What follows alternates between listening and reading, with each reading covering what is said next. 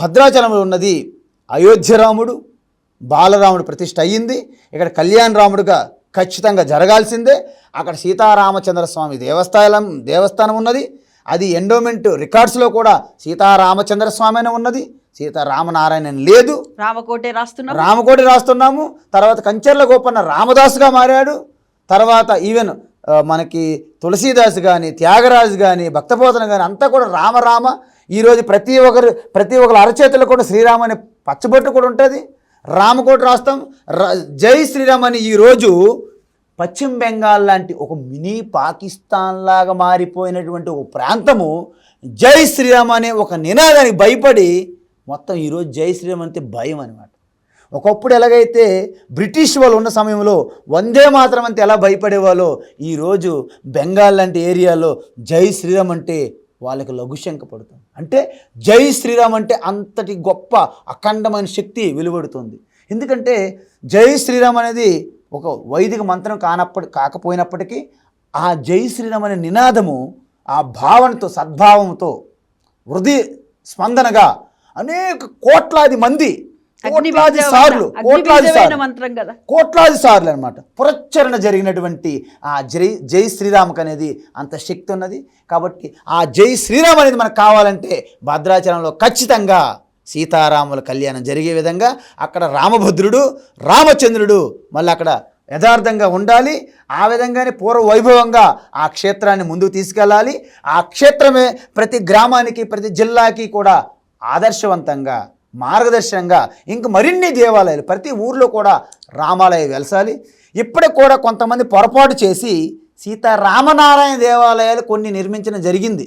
అంటే ఇది ఏంటంటే పరమానంద శిష్యుల్లాగా కొన్ని తప్పిదాలతో, మూర్ఖత్వంతో ఈ ఆధిపత్య ధోరణిలో కొన్ని దగ్గరలో నేను విన్నాను రామనారాయణ దేవాలయాలు వెలిసాయంట.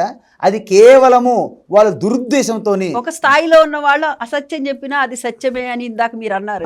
ఆ మార్గంలో వెళుతున్నారు. ఆ మార్గంలో ఎందుకంటే నెంబర్ గేమ్ ఇది.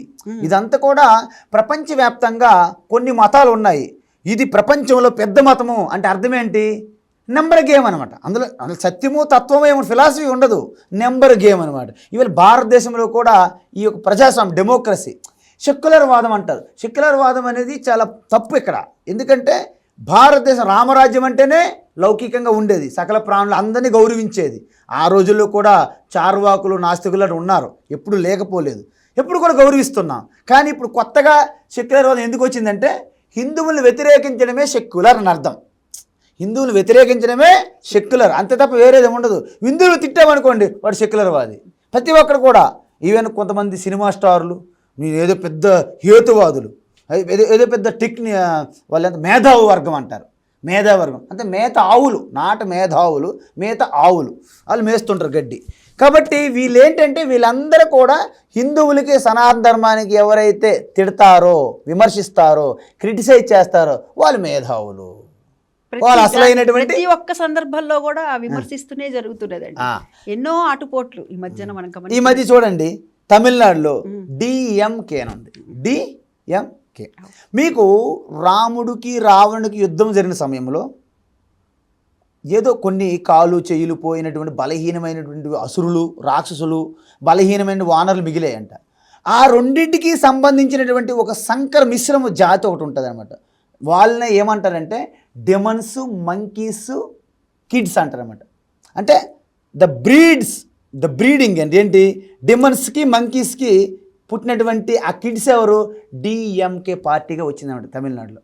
డిఎంకే పార్టీ ఎలా వచ్చింది అంటే బలహీనమైపోయినటువంటి రాక్షసులకి, బలహీనమైపోయినటువంటి వానరులు మిగిలిపోయి యుద్ధం తర్వాత ఆ రెండింటికి మధ్య వచ్చినటువంటి జనరేషన్ ఏదైతే ఉందో ఆ తరతరాలుగా వాళ్ళని డిఎంకే పార్టీ అంటారన్నమాట.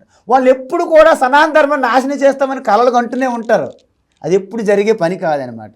మీకు అర్థమైంది కదా. సో అలాంటి కోవకు చెందిన వాళ్ళు కొంతమంది సినిమా స్టార్లు ఉన్నారు. ఈ మధ్యన ప్రకాష్ రాజ్ అని ఉన్నాడు, వాడికి బుర్ర పని చేయదనమాట.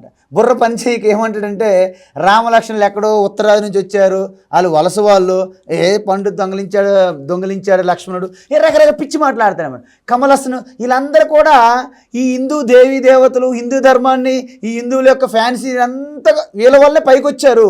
అప్పుడు హిందువుల మీదనే పాములాగా, అంటే పాముకి ఎప్పుడు పాలు పోసినా దాన్ని మనకే మళ్ళీ కాటేస్తుంది అన్నట్టుగా తల్లి పాలు తాగి తల్లి రొమ్మె గుద్దినటువంటి వెధవలు ఉన్నారనమాట ఈ దేశంలో.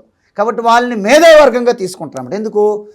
హిందువులు యాంటీగా మాట్లాడేందరూ కూడా మేధావి, ఇంకా తిరిగిలేదనమాట. సో అలాంటి సెక్యులర్ వాదం అనేది పోవాలి.